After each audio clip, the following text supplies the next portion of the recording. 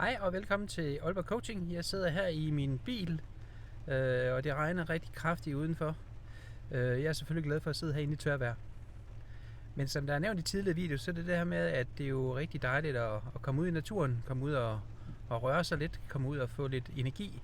Det er både med til at øge din fysiske, men også din psykiske velvære. Men vi har jo ikke lige lyst til at tage ud, måske når det øser ned. Men den her mentale sundhed ved at komme ud, den er jo yderst vigtig. Men det kan også foregå på andre måder. Det kan foregå ved noget mindfulness. Og jeg har faktisk lagt en øvelse, som I har adgang til i denne her video. Bare lige ved at klikke her nedenunder.